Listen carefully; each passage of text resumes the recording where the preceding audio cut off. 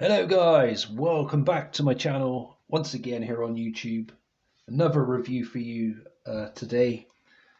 So we have WWF Best of Raw Volumes 1 and 2.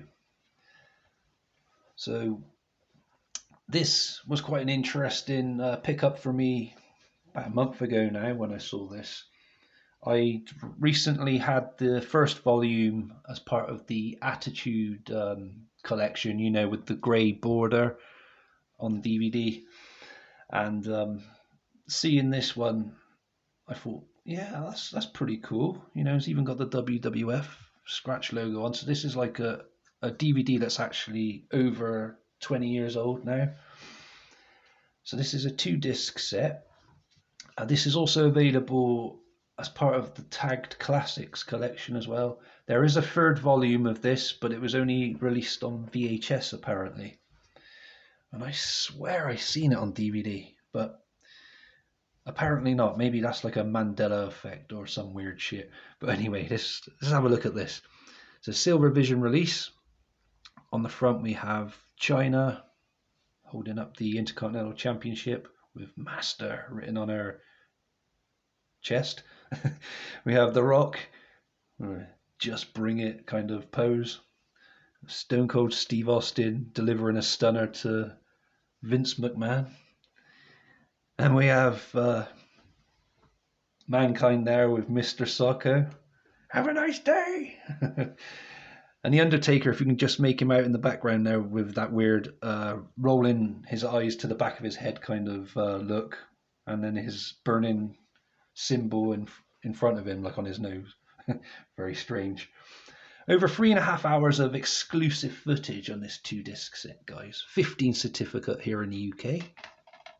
There's the spine, nice and chunky. Almost the size of a VHS tape. Yeah, pretty cool. We open it up and we've got the pamphlet inside, which we'll go over in a second. There's the 2 discs. So there's volume 1. Got Austin pouring beer over McMahon, and Mr. Socko and Mankind again. And disc volume 2, we have The Rock and Triple H. And I've just put that back in, and I'm going to take it out again anyway now, so I can show you the interior artwork. And I wasn't very impressed with this DVD holder for the first disc. It's very flimsy and it falls out and comes undone every so often. It's like held in with these weird clip things. Bit of a design flaw, but an early design for DVD box sets from 20 years ago, so I'll let them off for that. So we have this side, we have the Mick Foley Hard Knocks and Cheap Pops DVD, King of the Ring 2000, WrestleMania 2000 or WrestleMania 16 or whatever you want to call that one, Survivor Series 2000 in the middle there, and then we have SummerSlam 2000, The Rock, the People's Champ, and the Royal Rumble from 2000, and then all the address details and phone number, website, and what have you for Silver Vision there. I just pop these discs back in just in case I knock them off my table here, which I don't want to do, obviously. We'll have a look at the back and we'll go over everything in a second, guys. I've just got to adjust my camera a second. Sorry, guys. There we go. So, the Best of Raw Volumes 1 and 2. It's a wild, out-of-control roller coaster ride that has caused more controversy and has more people talking than the invention of the telephone. Okay. It's Raw, baby, and now you can own some of the greatest moments from the hottest show on cable television. The best moments from 1997 until the beginning of the McMahon-Helmsley era at the end of the WWF Armageddon 99. Possibly the wildest, most controversial years in World Wrestling Federation history. Well, they're not wrong there. They were quite interesting and very controversial. We have contains 25 extra situations you can't see anywhere else. I'm trying to find a runtime of this. So 412-minute runtime there, guys. All the extras, though, seem to run longer than the actual documentary, if you want to call it that, themselves. So I think each documentary is like roughly an hour, maybe just over an hour long each. And yeah, some of the extras run for like 15, 20 minutes on average. You probably get one or two that are like 5 minutes long, maybe 10 minutes long. But yeah, it is what it is. I don't mind. I'm happy with the extras. So we got Triple H there on his entrance on that picture screenshot. We got all this mesh in the way as well, which is cool. Nice little added art feature. Yeah, sorry, Triple H coming out to his entrance, and there's his Titantron at the top. We have Stone Cold pouring beer over McMahon again, as we saw earlier, with one of the security guards or policemen or whatever, just assisting. It looks like he's assisting Austin there. You got Briscoe and Patterson there. You got Kane, the gorgeous Deborah there, Val Venus there, doing that weird, gross pose thing, taunt or whatever you want to call it. We've got Big Show and Austin there. Yeah, so this was the pamphlet. Again, basically the same as the front cover artwork. And on the back of the pamphlet, we got various screenshots from the second volume, I'm pretty sure that is, where we have Jericho and DX, Austin and The Rock. And nice little cute picture of Terry Runnels there as well. So we open it up and more screenshots on volume 1. So we have Mankind with Mr. Socko. We have the gorgeous Jacqueline with the women's championship on her shoulder. The Rock speaking through the microphone there, and Al Snow and Head. And right at the bottom there, if you can just make it out, it's when Austin was dressed as a nurse attacking Vince McMahon while he was in hospital trying to recover. So the volume 1, we have chapters about Stone Cold Steve Austin, The Rock, Undertaker and Kane, Degeneration X, Mick Foley, Degeneration X Returns. So I'll give you some examples of some of these. So the Degeneration X one is when they all dress up like as soldiers and get in a Jeep that has like a rocket on it and hang around outside of WCW studio. I fucking forgot the name of it now. I do apologize.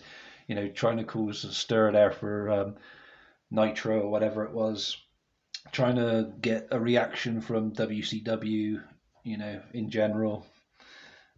Pretty interesting in that, but yeah, the security had shut off all the access points and everything to stop DX invading the building of what WCW was in at that time. Or I just can't remember what the name of it is, though. I do apologize for that, guys. But yeah, that's roughly what that's about anyway.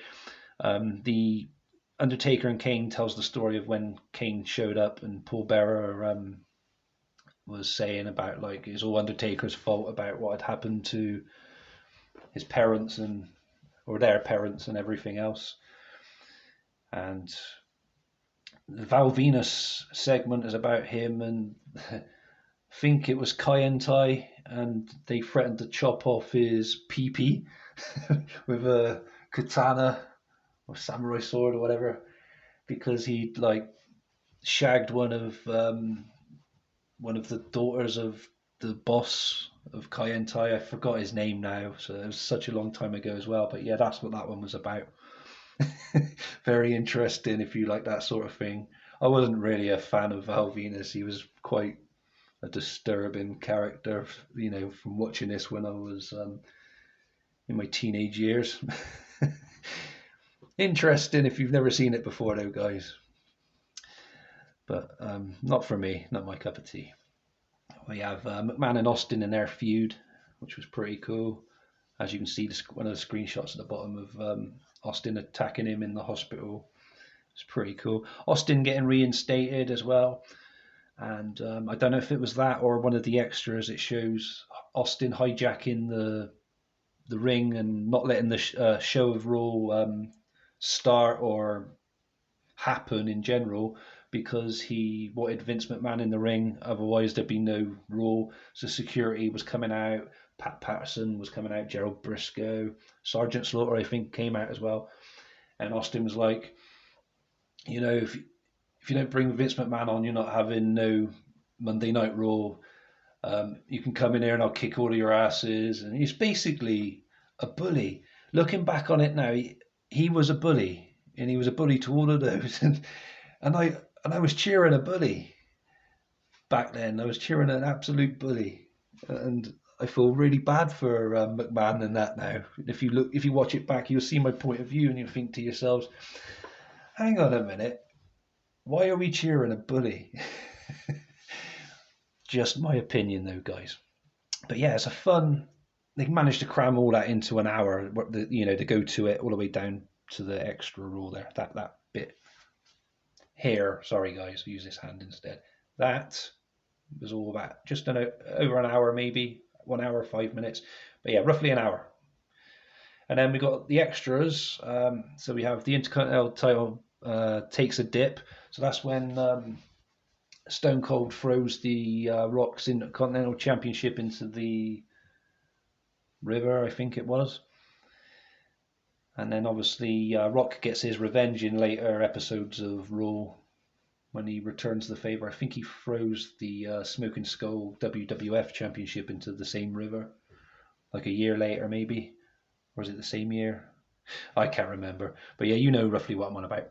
We got Shawn calls out The Undertaker, which is quite an interesting little segment with a coffin outside of the ring, which Shawn Michaels wasn't expecting The Undertaker to be in.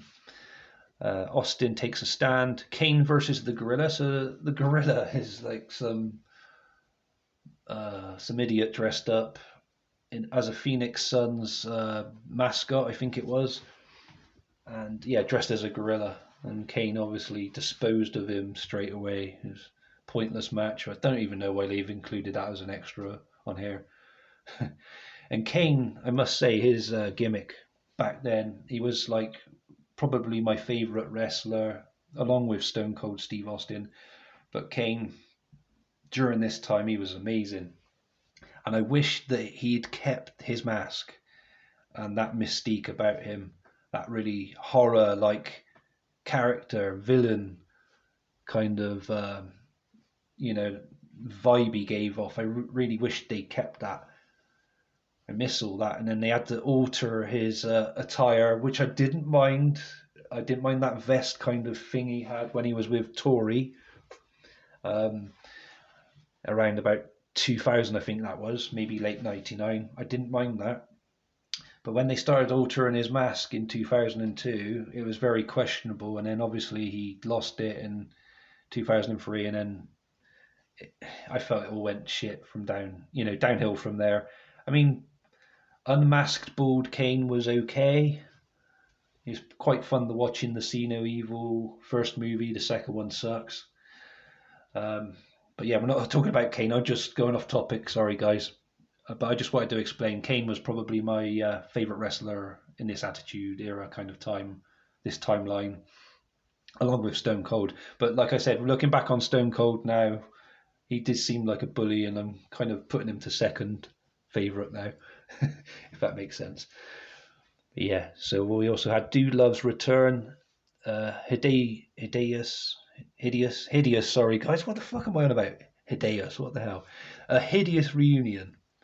The Love Shack, Stone Cold's mystery partner, the Stooges at work, Where's the Undertaker, The Rock versus X-Pac for the Intercontinental Championship, Mankind versus the Undertaker, and then we get to this one at the bottom, not the Mr. Socko's debut, the one just above it, European title on the line. I watched that one, and it was nothing to do with the European title on the line. It was a 3-on-2 handicap match. It was Ken Shamrock, Mankind, and The Rock versus the Brothers of Destruction, Kane and The Undertaker.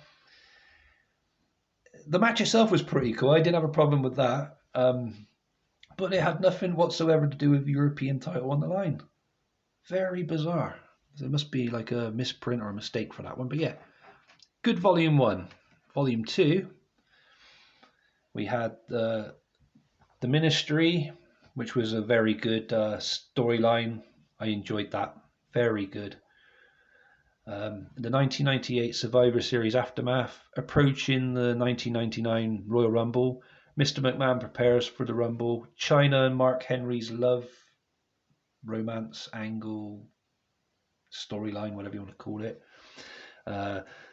We have lead into WrestleMania 15, corporate ministry into Austin as CEO, beer truck incident, WrestleMania 15 aftermath with the title belt, Triple H, the Y2J, which I really loved, the build up to Y2J with that countdown clock and everything. Every week we'd see it, and then I'd keep thinking to myself, "Oh, who's it gonna be? Who's it gonna be?" That was such a fun time as well with that. We don't get nice little build-ups to new wrestlers' debuts anymore like that one. That was amazing. Probably one of the best debuts of a wrestler I'd ever seen. But yeah, that was fun. The Rock and Sock Connection. Interesting tag team, weren't they? I think so, guys. The end of D-Generation X. 1999 highlights. But yeah, as it said on the back earlier, it pretty much covers late 98 and the entire 1999, both volumes put together. Extra Raw, Shane gets the gold. Chyna goes jewel shopping. All right, I quit. Hardcore banana split. A death-defying leap. What a blast. A mammoth showdown. Tag titles up for grabs. Kane speaks. The voice box gimmick. And the TIT tourney. Anyway, guys, yeah, that pretty much wraps up volumes 1 and 2. Both were very good to relive and look back on, bringing back some memories from back then. And let's have a quick look at these screenshots here. I forgot to tell you about these ones. So we have Cactus Jack, Triple H, Stone Cold, and I think that's Gerald Briscoe. Y2J, Shawn Michaels and The Undertaker, and Stone Cold, Steve Austin and Vince McMahon. Yeah, highly recommend this this set of DVDs, guys. Very good. I did enjoy it. I give it an 8.5 out of 10. That flimsy disc thing's a bit annoying, but like I said, early design flaw, from early DVD releases, so I'm going to let that one slide, as I said. Yeah, 8.5 out of 10, guys. Have you ever seen this? Is it something you want to see? Do you have any thing you want to talk about that happens on any of the volumes? Let me know in the comments below. Feel free to like if I deserve it today, and subscribe if you haven't done so already. It means a lot to me, and I want you all to stay safe, and hopefully I'll see you again for my Survivor Series 2011 video, hopefully later this week. I'll see you again then, guys. Stay safe. Peace.